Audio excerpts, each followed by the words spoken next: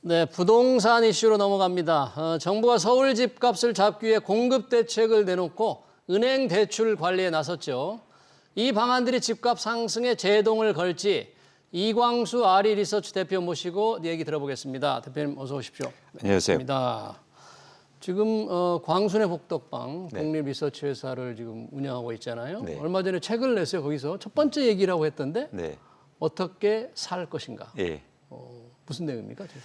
여기서 살은 산다는 리브가 아니고요. 바이란. 바이. 예. 그래서 뭐 내 집 마련이라든지 아니면 부동산이라든지 투자하실 때 어떻게라는 방법을 좀 고민하시고 그다음에 행동을 어떻게 할 것인가 이런 부분에 대해서 글을 썼습니다. 네, 자세한 얘기를 좀 더 나누면서 들어보겠습니다. 네. 자, 정부가 지금 대출을 그냥 꽉 금융당국이 조이고 있습니다. 공급 대책 내놓은 지 얼마 안 돼서 대출을 네. 조이는 이유는 서울 집값이 크게 오르기 때문이다. 이거 정말 그렇게 위험한 상황, 우리가 우려할 만한 정도로 지금 올라왔다고 생각하시는 겁니까? 일단 현상만 보면 가격 상승세가 굉장히 짧은 기간에 빠르게 나타나고 있는 그런 현황이고요. 예. 전반적으로 보면 서울을 중심으로 해서 아파트 가격이 예를 들어서 쉽게 말해서 전고점 대비해서 90% 이상 상승했는데 예. 그 기간이 예를 들어서 2년 동안 오르거나 이런 게 아니라 불과 4, 5개월 만에 상승했기 때문에 상승의 속도가 빨랐다 이렇게 판단하고 있습니다. 그런데 위험하게 보는 건 두 가지 측면인데요. 예. 첫 번째는 말씀하신 것처럼 부동산 가격이 오르는데 가계대출이 폭증하고 있다는 거예요. 네. 그러니까 정상적으로 예를 들어서 소득이 증가하거나 경제가 좋아져서 가격이 오르는 게 아니라 단기적으로 가계대출이 폭증하면서 나타난 현상이기 때문에 사실 우려가 있는 거고요. 그런 측면에서 두 번째 문제점이 생기는데 이렇게 오른 집값이 과연 지속 가능성이 있느냐에 대해서 우려가 제기되는 겁니다. 그러니까 자산 가격의 변동성을 굉장히 크게 만드는 거죠. 그러니까 예를 들어서 가격이 오른다는 거에 문제점을 갖고 있는 게 아니라 가격이 하락했다가 크게 오르고 네. 크게 또 오르면 크게 하락할 수 있다는 그 잠재의 위험을 내포하는 거거든요. 네. 그런 측면에서 말씀하신 것처럼 우려스러운 상황이다라고 판단할 수 있는 겁니다. 그러니까 짧은 시간에 서울 집값이 올랐다. 네. 그러니까 이 오른 집값이 그러면 어떤 지속 가능하냐, 뭔가 또 변동성이 커질 수 있다. 그렇죠. 이런 우려를 지금 할 수 있는 상황이다. 그렇습니다. 그래서 이제 정부가 대출을 공급 대책에 이어서 더 무서운 게 돈줄을 꽉 조이더라고요. 지금 금융당국이 아직 은행들에게 눈을 부라리면서 네. 대출을 줄이라 그러는데 네. 그러면 결국 좀 집값이 이렇게 좀 잡힐까요? 서울 집값? 일단 말씀드린 것처럼 가계대출이 증가해서 집값이 올랐기 때문에 가계대출의 총량이 감소하면 예. 지속적으로 시장의 수요, 즉 높은 집값을 계속 올려주면서 나오는 그 수요가 감소할 수 있잖아요. 그래서 상대적으로 보면 집값이 안정될 수 있다 이렇게 판단하고는 있습니다. 그런데 아까 말씀드린 것처럼 지금의 규제 수준은 예. 일종의 창구 규제거든요. 창구 그렇죠. 예, 창구지도. 그렇죠. 그러니까 정부가 정책을 통해서 규제하는 건 아니고 예. 창구를 통해서 대출 금리라든가 대출 조건을 바꾸는 상황인데 향후로 만약에 정부가 총량 규제까지 대표적으로 LTV 규제까지 나오면 LTV까지. 그렇죠. 그러면 좀 더 시장의 영향이 클 것으로 판단하고는 있습니다. 지금 LTV는 손을 안 대고 있죠. 그렇죠. 네. DSR 예. 총부채 원리금 상환 비율 규제가 이제 9월부터 수도권에도 차별적으로 강화됐는데 LTV는 상당히 굉장히 강력한 조치네요, 그거는. 그렇습니다. 그러니까 정부가 주택 가격이 불과 여러분들이 이제 생각하셔야 될 게 뭐냐면 불과 1년이 좀 넘었을 때는 집값이 엄청 빠졌었거든요. 네, 그렇습니다. 그러니까 집값이 빠지니까 정부에서 대표적으로 대출 규제를 완화해 줍니다. 그러니까 LTV가 40%에서 50% 규제가 있었는데 생애 최초 구입자한테는 심지어 80%까지 완화해 주거든요. 그러니까 사실은 지금 가계 대출의 이유도 이런 대출 규제 완화에 있었던 거죠. 그런 부분에서 사실 대출 요즘에 서울 아파트를 사면요. 예. 평균적으로 예를 들어서 20억 원짜리 집을 사는데 예. 70% 대출을 받아서 삽니다. 70% 대출. 네, 14억 원을요. 네, 그러니까 그런 수요자들이 지금 시장에 많다는 거예요. 그러니까 LTV 제한이 만약에 나온다면 지금 현재는 DSR 위주로 규제를 하고 나온다면 정말 시장에 영향이 있을 수 있다. 수요를 꽉 쥐고 있는데 이 수요 통제 조치가 나오기 전에 정부가 발표한 게 88 공급 대책입니다. 부동산 공급을 좀 원활히 하겠다. 뭐 임기 중에 250만 원 플러스 알파, 뭐 4년 동안 42만 원을 한다. 여러 가지 대책이 나왔잖아요. 네. 공급 불안, 공급이 순조롭지 않을 거라는 시장의 불안감을 조금 진정시켜서 집값을 잡겠다는 기본 생각이 있는데 네. 결국은 집값이 공급에 의해서 좌우된다. 가장 중요한 변수다. 이런 게 전문가들도 많이 지적을 하고 정부도 그렇게 얘기하는 것 같아요. 네. 그 부분은 어떻게 보세요? 공급 부족 때문에 집값이 오를 수 있다. 그래서 공급을 좀 원활히 하고 해야 된다. 그러니까 부동산 시장에서는 주택 공급이 중요합니다. 네. 그런데 이 주택 공급 때문에 지금의 우리가 가격이 폭등하거나 가격이 하락하는 건 아니거든요. 그러니까 무슨 얘기냐면 네.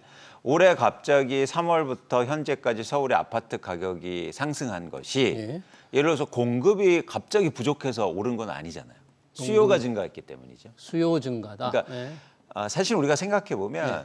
과연 대한민국 부동산에서 공급이 충분했던 기간이 있었을까? 공급이 충분한 기간이 항상 있었네요. 부족했죠. 네. 네. 그랬는데도 집값은 오르기도 하고 떨어지기도 하거든요. 단기로 보면. 공급이 부족했을 때도 집값이 올랐는데. 그렇죠. 예. 반대로 공급은 뭐 1년 전에는 공급이 많았습니까?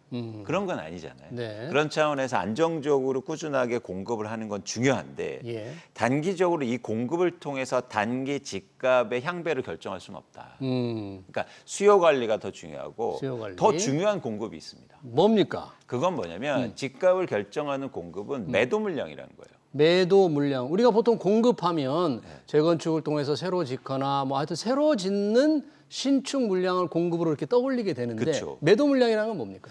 그러니까 집을 갖고 있는 사람들이 시장에 내놓는 매물의 양이라는 겁니다. 자기 집 팔려고 내놓는 물건. 그렇죠. 그러니까 무슨 얘기냐면 제가 내 집 마련하기 위해서 시장에 나가면 예. 예를 들어서 중개소에 가보면 예. 그러면 누군가 갖고 있는 아파트를 살 거 아닙니까? 그렇죠? 그렇습니다. 건설사들한테 분양받는 거지 그게 절대 물량이 아니잖아요. 대부분은 사실 누군가 갖고 있는 아파트를 매입하는 거 아닙니까? 예. 그러면 갖고 있는 사람들이 시장에 매물을 많이 내놓으면 그럼 공급이 증가하는 거고요. 그럼 공급이 늘어난다. 그렇죠. 반대로 집을 갖고 있는 분들이 나 집 안 팔래 예. 하고 매물을 걷어들이면 예. 공급이 감소하는 거죠. 근데 대한민국은 이 공급의 즉 매도 물량의 변동성이 굉장히 커요. 매도 물량이 시장에 나왔다 들어갔다는 게 워낙 변동성이 크다. 그렇죠. 그런 그 얘기죠? 이유는 뭐냐면 우리나라 아파트 중에서 2022년 기준 1,000만 채가 넘는 아파트 중에서 무려 40% 이상을요. 예. 투자자들이 보유하고 있어요. 40% 이상을 투자자들이 보유하고 있다는 말은 또 무슨 뜻입니까? 그러니까 뭐냐면 투자자들이. 내가 거주하려고 집을 보유한 게 아니라 투자 목적으로. 그 얘기는 뭐냐면 내가 거주하고 있는 집을 예. 시장 상황에 따라서 팔거나 걷어들이거나 하지 못한다는 거죠. 네. 그런데 투자로 갖고 있기 때문에 이 매도 물량의 변동성이 되게 크다는 거예요. 투자를 갖고 있다는 것은 자기가 가지고 있는 집을 전세로 내주고 있는 경우, 그런 경우예요. 그렇죠. 그렇죠. 그래서 예를 들면 지방에 거주하시는데 서울에 아파트를 서울에 들고 갖고 있는 있는 이런 분들이 무려 전체 아파트의 40%를 들고 있다고. 그러면 사실은 이분들이 집값 올라갈 것 같아. 그럼 매물을 걷어들이죠. 그러면 공급이 감소하는 거죠. 네. 그렇죠? 그러면은 수요가 있는 상황 속에서 매물이 감소하면 집값은 오르겠죠. 네. 반대로 경기가 위축되고 막 시장이 어렵다고 하면 갑자기 나 빨리 팔아야지 하면서 매도 물량을 증가시킵니다. 그게 공급이라는 거예요. 투자자들의 매도 물량. 그렇죠. 집값을 지금 결정하는 것은. 그런 차원에서는 우리가 단기의 시장을 전망할 때는 이 매도 물량에 대한 판단이 되게 중요하다는 저 생각입니다. 네, 그렇군요. 매도 물량. 우리가 말하는 이제 공급할 때 새로 짓는 재건축을 통해서 짓는 공급도 중요하지만 이 투자자들이 시장에 내놨다 걷어들이는 이 매도 물량을 좀 중시해야 된다. 그럼 지금 오르는 것은 지금 뭐 하반기 들어서 계속 많이 올랐잖아요. 네. 지금 오르는 것은 일단 공급 물량이 조금 매도 물량이 좀 줄어들면서 수요는 늘어나고 어느 쪽에 힘이 좀 큰 거예요, 지금은? 일단 지금은 수요 증가입니다. 수요 증가. 예, 가계 대출이 증가하면서 특히 실수요를 중심으로 해서 수요가 증가했고 예. 매도 물량은 사실은 정체된 상황이거든요. 그러다 보니까 수요가 증가하고 공급은 정체된 상황이니까 가격이 상승한 거죠. 그러니까 매도 물량과 수요의 힘을 볼 때 매도 물량 줄어서 집값이 오르는 경우도 있을 테고요. 네, 맞습니다. 수요가 늘어서 오르는 경우도 있을 텐데 좀 오래 가는 경우는 수요가 늘어서 집값이 오르면 좀 그 힘이 오래 갈 수도 있겠네요. 맞습니다. 지금 그런 거예요? 그래서 지금 상황에 대한 정확한 판단이 중요한데 네. 이 수요도 아까 말씀드린 것처럼 빚에 기반한 수요는 지속성이 떨어진다는 거예요. 가도 은행돈 빌려서 하는 이런 수요는 그렇습니다. 그래서 자산을 활용하거나 특히 시장에서 어떤 수요가 들어올 때 가격 상승이 지속될 가능성이 있냐면 예. 이런 실수요와 그리고 투자 수요가 같이 들어올 때요. 실수요와 투자 수요가. 예. 네. 그게 바로 2016년부터 2019년까지, 2020년까지 이어진 대한민국의 부동산 시장이거든요. 네. 그런데 지금은 빚을 내서 일어나는 실수요만 존재할 뿐 투자 수요가 그렇게 의미 있게 증가하고 있지 못하고 있거든요. 지금은요. 예. 그러니까 지금 대출이 증가해서 이루어진 수요 증가는 네. 제가 보기에 일시적이다라고 판단하는 겁니다. 아, 그래요? 네. 근데 연초만 해도 우리 대표님께서 시장에 나오는 매도 물량이 조금 줄어드는 상태에서 늘어난다. 네. 시장 매도 물량이 좀 늘어나면서 집값이 좀 떨어질 것이라고 예상을 했는데 네. 시장은 좀 달리 간 것 같습니다. 당초 예상하고. 네. 혹시 뭐 생각하지 못한 변수가 좀 있었습니까? 뭐 정부 정책이 일단 대출과 관련된 정부의 정책이 좀 드라마틱하게 바뀌었고요. 그러니까 대표적으로 스트레스 DSR을 7월부터 적용하기로 했는데 2달 연기하면서 갑자기 연기했죠. 시장에 신호를 준 거죠. 뭐냐면 빚을 내서 집 사라는 신호가 됐고 그런 차원에서 특히 무주택자들이 불안하기 때문에 대출 받아서 일시적으로 증가한 수요가 많았습니다. 사실 근데 이런 현상이요. 예. 과거에도 아주 유사하게 나타나요. 그래요? 언제요? 2009년입니다. 2009년? 네. 네. 2009년이 어떤 시기였냐면 2008년에 글로벌 금융위기 때문에 집값이 빠져요. 네. 지금하고 아주 유사하죠. 그러다가 2009년도에 대출이 증가하면서 집값이 크게 상승합니다. 그때 실수요가 시장에 들어오거든요. 예. 그런데 그 이후로 사실은 2013년까지 집값이 하락해요. 그러니까 그렇군요. 실수요가 지속될 수 없다는 것을 보여주고 있는 거죠. 네. 이명박 정부 때네. 그죠? 맞습니다. 집값이 그렇게 오르지 않았던 때. 그렇죠. 그때도 보면 집값이 떨어졌는데 대출 규제 완화라든지 부동산 규제 완화가 대폭적으로 이루어지면서 예. 사실은 시장이 그런 변화를 일으키거든요. 그러네요. 지금 상황에서도 이제 집을 사려는 분들 뭔가 이제 은행 돈을 빌려야 하지만 돈을 더 빌려서 규제가 강화되기 전에 뭐 막차 지금 타기 수요가 늘어나는 빌려서 집을 사려고 하는데 이게 여러 가지 변수를 따져봐야 되잖아요. 거래량이라든지 가격 이런 걸 잘 보고 판단을 해야 되잖아요. 언제 살 것인가 책 제목처럼 네. 시점이 굉장히 중요한데 어떻습니까? 지금은 어떤 상황이에요? 현재는. 그러니까 지금 가격이 오르고 거래량이 증가하는 걸 여러분들이 한번 생각해 보실 필요가 있는데 이게 지속 가능성이 있다는 차원이에요. 지속 가능성이 있을까? 없을까? 네, 그렇죠. 그래서 봤더니 이 변동 원인을 봤더니 실수요자들이 대출을 받아서 집을 산다. 그러면 대출이 계속 증가해야 되지 않습니까? 그래야만 계속 이 집값이 수요가 오르죠. 뒷받침돼, 집값이 오른다. 그런데 그러기에는 한계가 있다는 거죠. 뭐 규제라든가 뿐만 아니라 예를 들어서 실수요자가 1,000명이 있으면 네. 그중에서 예를 들어서 600명이 대출을 받아서 집 샀다면 그 600명은 신용 상태가 상대적으로 좋을 가능성이 높지 않습니까? 그렇죠. 그렇죠? 그래서 남은 수요자들은 사실은 대출 규제 완화가 더 된다든지 아니면 이런 소득 규제가 없어야 되는데 그러기는 경제 상황이 힘들다. 예. 그런 차원에서는 실수요자가 감소할 가능성이 있어 보인다는 거죠. 실수요자가 줄어들 가능성이 그러면 있다. 다시 시장의 변동이 이루어지고 그 현상이 이미 일어나고 있습니다. 어떻게요? 거래량이 줄고 있어요. 최근에. 그렇죠. 벌써. 예. 예.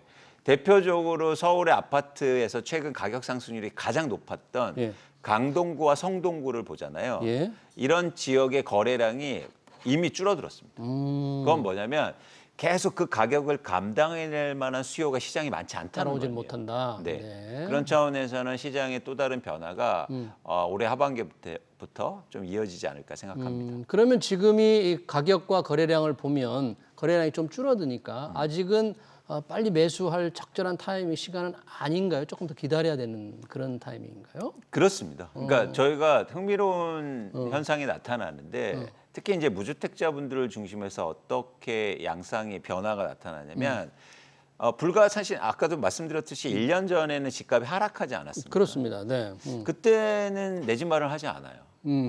네. 그때는 서두르지 않고 네. 네. 오히려 집값이 오를 때 대출을 막 일으켜서 집을 사거든요. 조급해지니까 예, 더 오를까 봐. 예, 또 하나 뭐냐면 이런 말을 많이 하거든요. 대출을 해줄 때 사야 된다. 대출을 해줄 때 써야 된다. 네. 네. 근데 이런 상황을 보면 그 말이 맞을 수도 있죠. 예. 근데 중요한 건 대출이 아니라 내가 집을 얼마에 사느냐가 더 중요하지 않습니까? 그렇죠. 그렇죠. 네, 예를 들어서 집값이 떨어졌을 때 대출 규제가 있더라도 그럼 대출이 줄어드는 거 아니에요? 근데 저희는 일반적으로 다른 생각을 하고 있다. 네. 쉽게 말해서 대출을 해줄 때 사는 거야. 이렇게 생각한다는 거죠. 예. 그 대출은 꼭 생각하셔야 될 게 갚아야 되는 돈입니다. 그렇죠. 네. 내 돈이 아니니까. 그렇죠. 네. 그래서 특히 무주택자분들은 중요한 건 대출을 많이 해준대. 네. 그래서 여보 내 집 마련하자가 아니라 네.